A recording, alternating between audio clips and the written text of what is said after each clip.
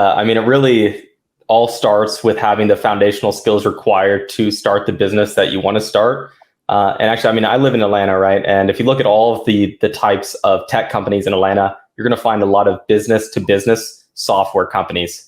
That's what we're known for. If you look at the richest people in Atlanta, they probably come from business to business software companies.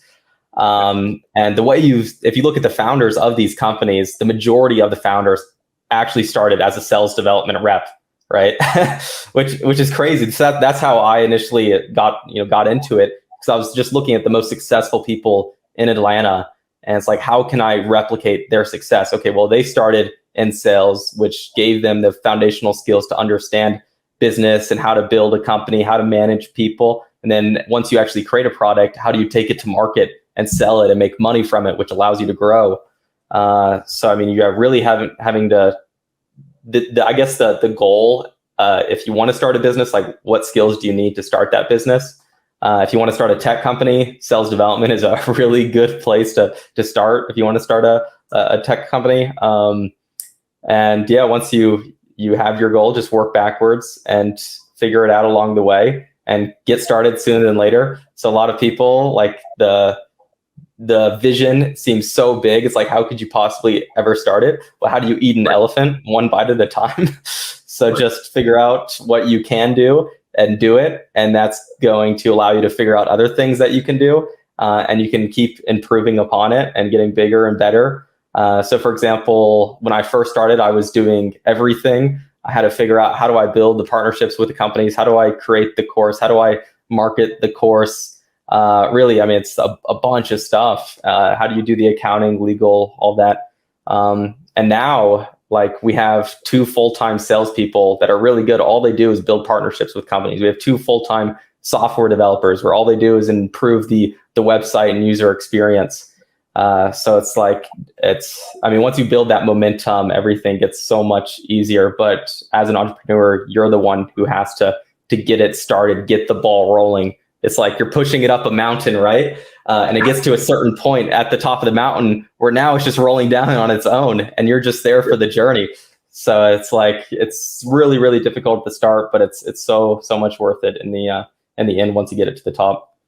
I love it. I absolutely love it. I even think about Brother Rowe, First Row, who's actually in here. He created a book, right? Fire your job, hire your passion.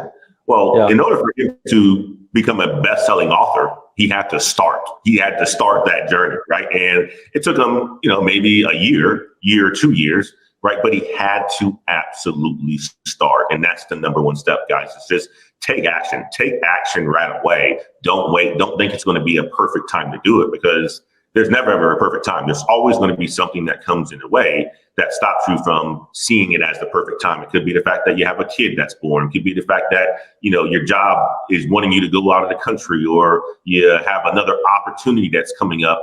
Just start, and you're going to see, once you make that first step, once you take that first step, you're not going to have it figured out. But if you keep putting the work, you keep taking action, it's all going to come, and it's going to be in line with the vision that you have in front of you.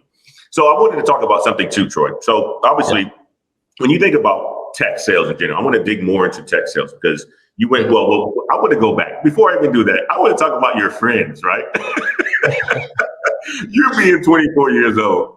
You're coming out of high school. You're starting to have a server. Next thing you know, you're becoming an SDR. And you start to make these 5-figure checks, right? What did your friends think who were going to college?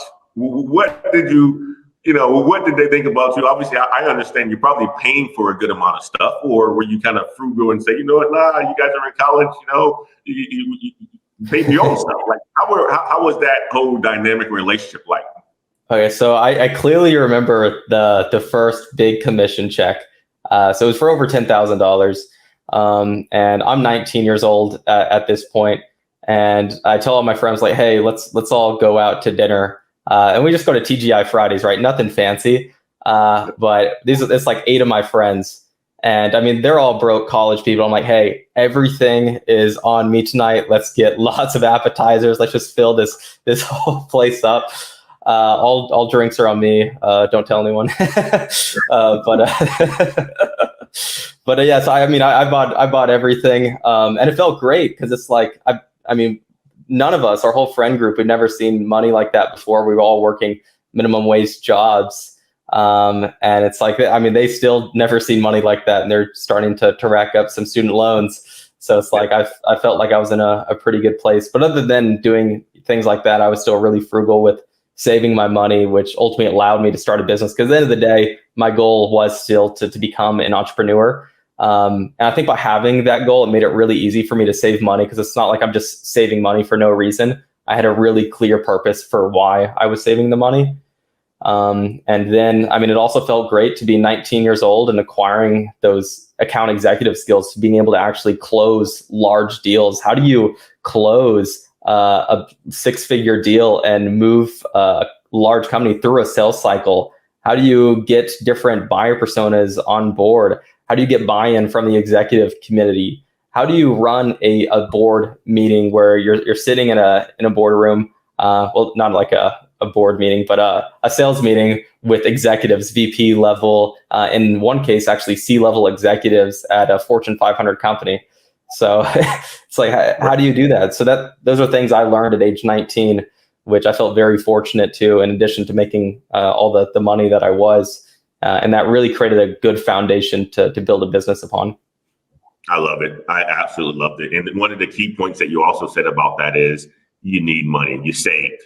You save. You save. You need money to fund your entrepreneurship journey, guys. You need money to fund your entrepreneurship journey.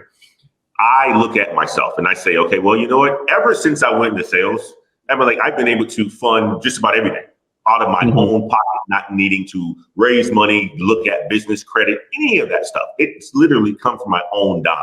And that's where I said, you know, when I fell into sales, Troy. Well, I didn't fall into sales. Always knew that I wanted to be a CEO at a top company, mid-sized to large company, right? Tech, because that's the space that I'm in.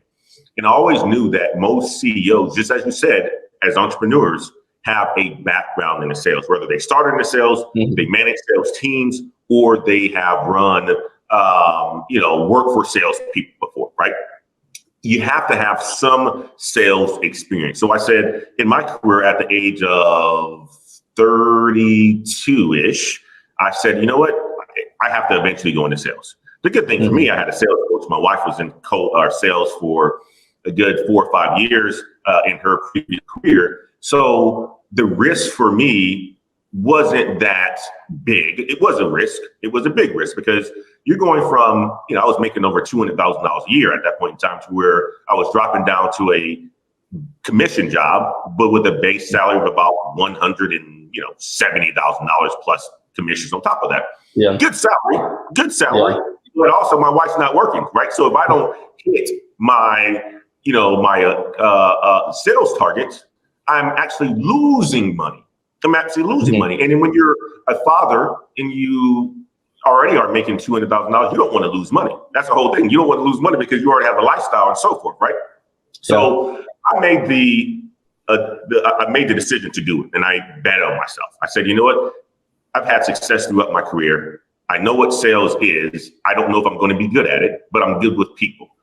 When I figured it out that I was really, really good with people, and then sales is really about helping to influence others to buy from you as an individual.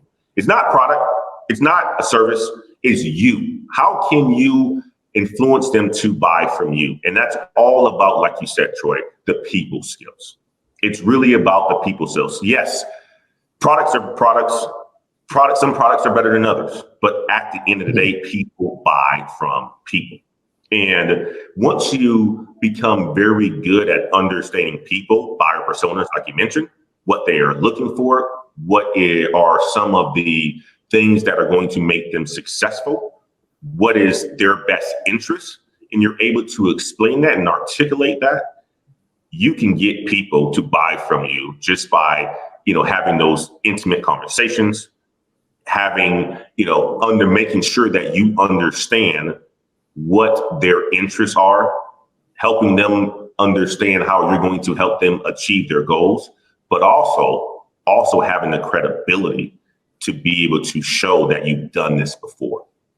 Having the credibility to be able to show that you've done this before. And when things aren't going right in that entire process, you being crystal clear that you can help it go right? What I mean by that is I sell hundreds or $1,000 software. Whenever I sell something and the implementation doesn't work out just well, my customers know that they can reach back to me to make sure that we get the project back on track, right? So it's the credibility